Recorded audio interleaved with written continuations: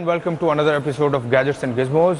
We are back after a brief hiatus, and this is a show where we tell you about what all is happening in the world of technology. Do it! Just do it! Okay, welcome to Gadgets and Gizmos. We are back. My name is Gaurav Preti, and let's do it!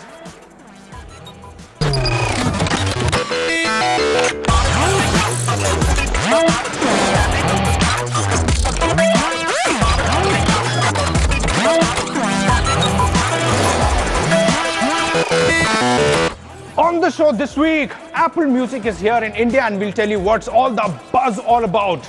We have the Audi TT, which we borrowed from Audi, to tell you what is all the tech inside. And in our gaming section, we review a different and interesting game, Her Story.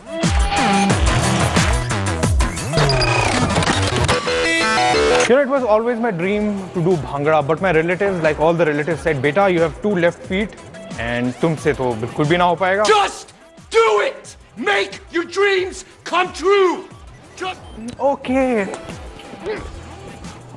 Oh, I'm so sorry. This guy is a little high today. Excuse him. Back to the show. So this week we have the ZT Nubia Z9 Mini with us. It's a nice, good-looking compact smartphone that falls in the sub 15K segment. Here is a review.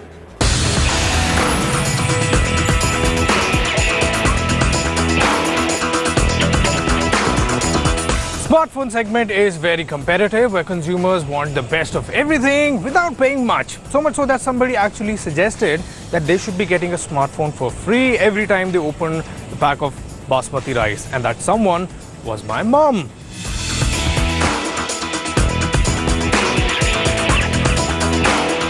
Alright, so this is the ZT Nubia Z9 Mini. Big name with the word mini. It's a 5-inch smartphone which is a nice amalgamation of plastic and metal in a candy bar design. And let me tell you, the phone looks good. While the design might not be unique to ZT, but it has character and it stands out for sure. ZT has used metal around the edges, which has sort of a rusty silver look, and this definitely adds to the overall look and feel of the device. The all black back shines from a distance, and look closer, you will see a dotted pattern which is hardly visible because of the glossy finish. The back feels and looks like glass, but it isn't. It's plastic, which means it's prone to fingerprints. The phone is just 8.2 mm thick and weighs around 147 grams, which is 0.4 mm thicker and 17 grams heavier than the Xiaomi Mi 4i, but it's sturdy enough and feels good to hold. So in the design department, ZT Nubia Z9 Mini definitely gets a thumbs up from us. It is no doubt one of the better looking phones in the segment today. So the 5-inch of screen size with 1080p display, it looks bright and crisp and clear. The Nubia UI 2.0 on top of this really enhances the overall look and feel of it. The colors are very well balanced and very crisp. I can see everything clearly under direct sunlight. And as far as the back is concerned, well, it's so glossy and shiny, I can use it as a mirror. Oh.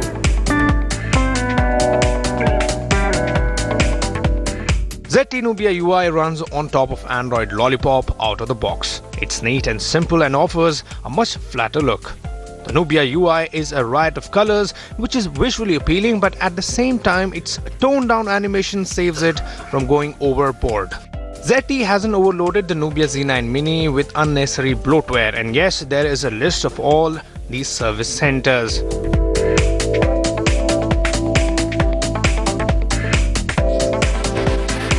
And I thought it was an app. Customer service is very important indeed. Now there's nothing wrong with the phone, it's working absolutely fine. Powering the device is a 1.5 GHz octa-core Qualcomm Snapdragon 615 SoC coupled with Adreno 405 GPU and 2 GB of RAM. Now, same specification you'll find the Xiaomi Mi 4i, which costs 4,000 rupees less, and on synthetic benchmark scores, it scores relatively better than the Z9 Mini.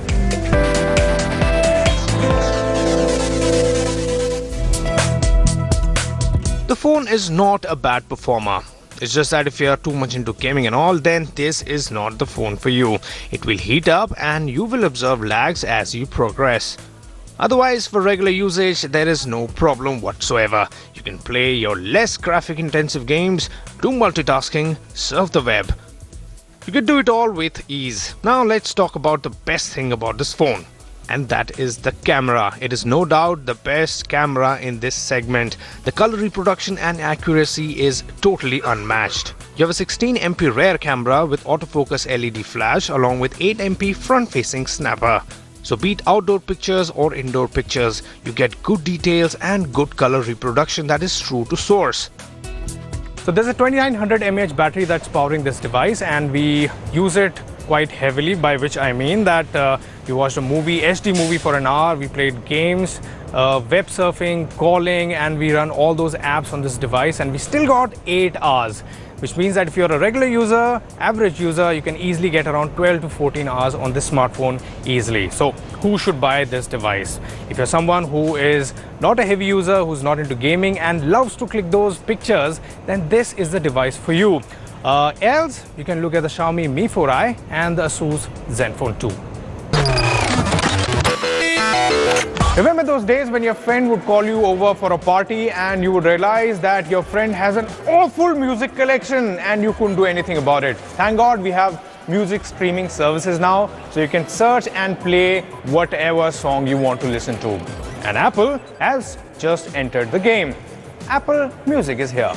So we looked at this and studied all these, and that's where we want to be. That is where we want to be. And we are introducing a product today that takes us exactly there, and that product is called iPod. Steve Jobs strutted on stage to unveil what was to become the de facto standard in music players, the classic iPod. Now, iPod definitely changes the way we consume music, but then Steve Jobs himself realized that eventually it's all gonna come here on your smartphone, and that's why music streaming services have gained on popularity, because there's plenty of music for you to choose from. There's no issue of storage, bandwidth is not an issue, and it hardly costs any money. And Apple wants a slice of the pie. Apple Music in some ways can be looked upon as a natural evolution of the widely popular iTunes Store. Apple's new music service sounds very promising because it offers a lot out of the gate. For instance, you have curated radio channels, you have playlists, you have offline playback and music discovery besides your iTunes Store. And I imagine it would have been a nightmare for all those developers who were designing the UI for sure. But here is the thing, Apple has managed to pull it off quite well. The interface is clean, clearly segregated and easy to navigate.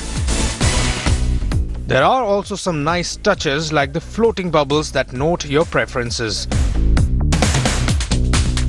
Admittedly, there is quite a bit of swiping and poking to be done, as each section is cordoned off into its own. Apart from a small learning curve, you will just get it after a while. Apple has a lot to offer with the curated radio channel, which includes Beats One. Now, the USP here is that all the music is curated by humans and not by any algorithm or robots. Apple has also managed to rope in famous personality DJ Zane Lowe for their Beats One show. Radio isn't the only thing on offer here. The section also recommends songs and playlists tailored to your likes. The new section highlights trending popular music, playlists, music videos and new releases. Connect is a unique take on music discovery. The idea here is to populate the section with music that your favorite artists are listening to, and you can always go like them and favorite them. Besides this, the music that's already there in your library, you automatically follow those artists. So Apple starts you off by giving you good recommendations straight away.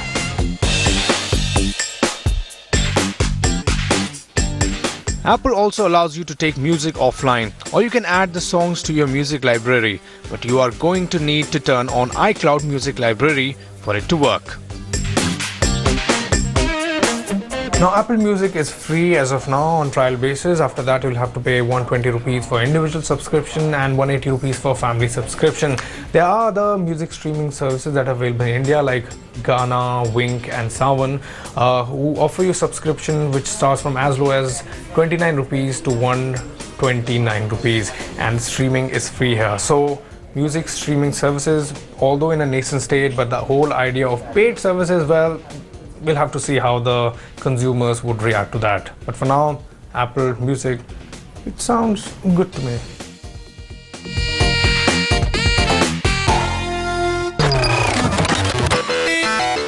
my maths teacher had 2 daughters and both of them were twins.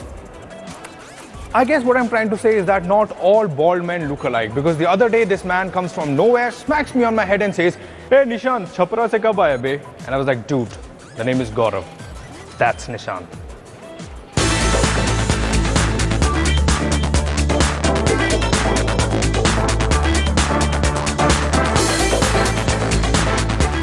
Every week we bring you a plethora of gadgets on our show. But today's show, we have brought a different twist to the plot. Today we've brought a car. We are not an auto show, but today the car that we've got, we're going to tell you why is it the best car for all the techno freaks and technophiles out there.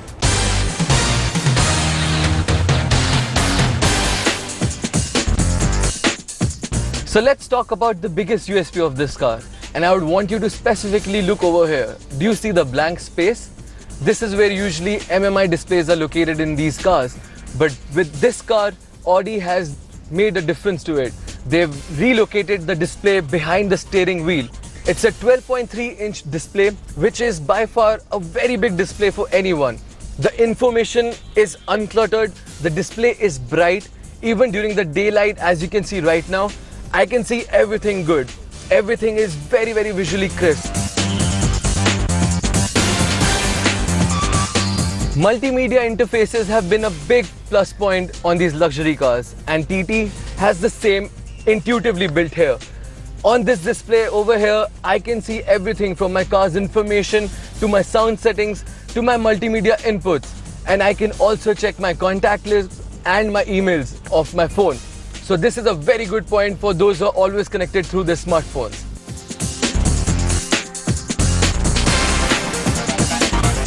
If you're an audiophile, this is the car for you.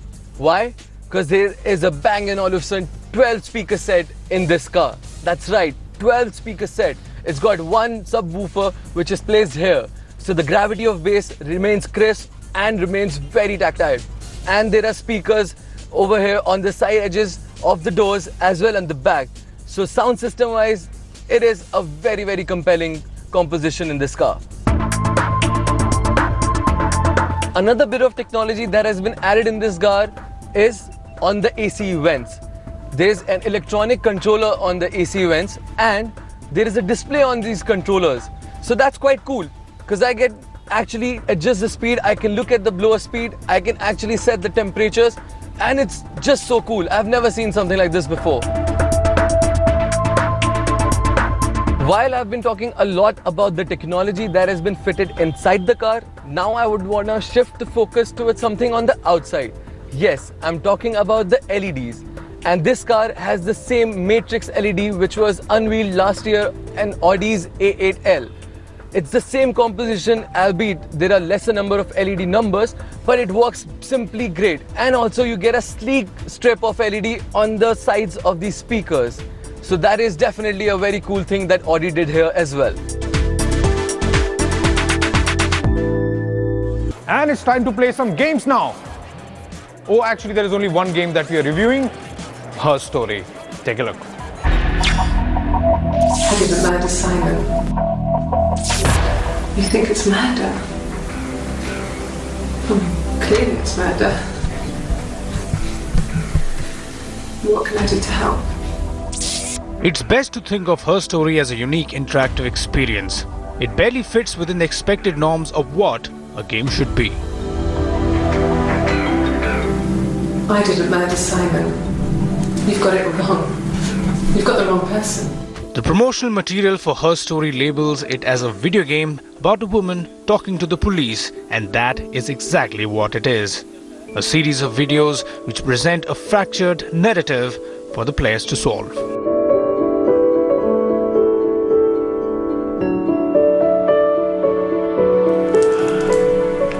I'd like to speak to the lawyer now. The game portion of the experience involves watching the videos and figuring out keywords that you can input in a database to find more videos until they form a completed set of events, at which point you start the process again. Simon Smith. He works at Ernst Brothers Glass. They do windows, all kinds of glass. Simon does the more special work, mirror making, feature windows, artistic things. The presentation of game justifies the premise. Initially, you are given little clues to who you are, apart from an username and occasional glimpse of your reflection on the monitor. Most of the game is spent watching videos of the woman narrating the story. You want my ginger hair? I bought a photo instead of shrink photo. This was taken last year on holiday in Rome. It's the best one I have.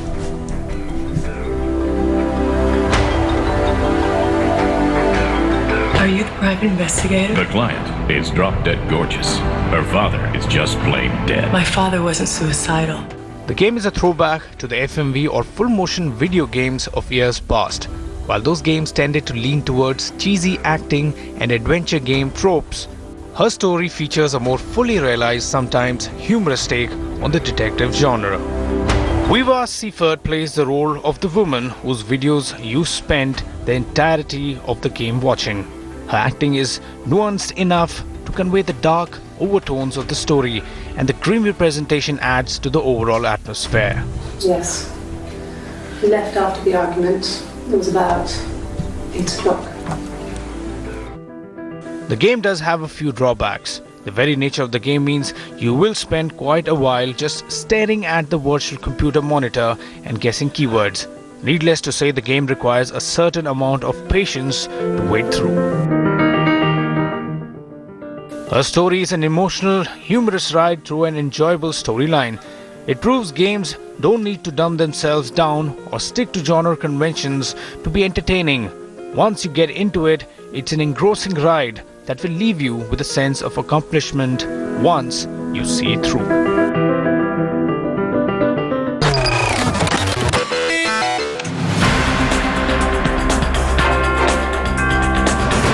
Now let's take a look at what's been making news in the world of technology. Windows 10 won't be first day, first show for everyone. Microsoft's new Windows 10 operating system will go live from July 29th. However, if you're looking to catch your copy first day, first show, chances are that may not happen. The Red Bin giant has announced availability details of its new OS, and as it turns out, not everybody will be getting the update on July 29th. Microsoft will roll out Windows 10 to Windows insiders first, followed by reserved systems and then others. Microsoft, it seems, wants to play it safe this time. The other news, Indian telcos have rolled out nationwide mobile number portability. Leading telcos Bharti Airtel, Vodafone India, Idea Cellular, Arcom as well as BSNL and MTNL have announced that they would roll out full mobile number portability from this week onwards, which will allow customers to retain the same number across the country. Mobile phone users will now be able to use their current number while relocating from one telecom circle to another, and even choose a telco of their choice without changing their number. Airtel becomes third largest mobile operator globally. Bharti Airtel has become the world's third largest mobile operator with a total of 303 million subscribers. The top slot has been occupied by China Mobile with 626.27 million subscribers, followed by UK's Vodafone Group with 403.08 million subscribers. Bharti Airtel is a telecom service provider with operations in 20 countries across South Asia and Africa. In the other news, Solar Impulse 2 sets solo flight record and lands safely in Hawaii. After nearly 118 grueling consecutive hours over the Pacific Ocean, the sun-powered Solar Impulse 2 is back on land and freshly stamped into the aviation record books. Pilot Andre Boschberg landed the plane on the Hawaiian island this Friday morning, 5 days after he took off from Japan, ending the longest and most dangerous leg in his team's attempt to fly around the world without a drop of fuel. The leg, the 8th of the planned 13, set a record for the world's longest non-stop solo flight in terms of time. It also was the longest flight in time and distance for a plane run only on solar power. Digital India कार्यक्रम का शुभ And PM Modi launches Digital India campaign. PM Narendra Modi flagged off the Digital India initiative at an event attended by government officials as well as industry leaders. Touted as one of his most ambitious schemes, the project, which aims to connect over 2.5 lakh villages with broadband internet connectivity, was launched in the presence of country's top industrialists. The program aims to make all citizens digitally literate and bring internet and e-governance to all sections of the society. The Vision of Digital India program also aims at inclusive growth in areas of electronic services, products, manufacturing and job opportunities. The Prime Minister said that Digital India has drawn investments worth 4.5 lakh crores and will create 18 lakh jobs.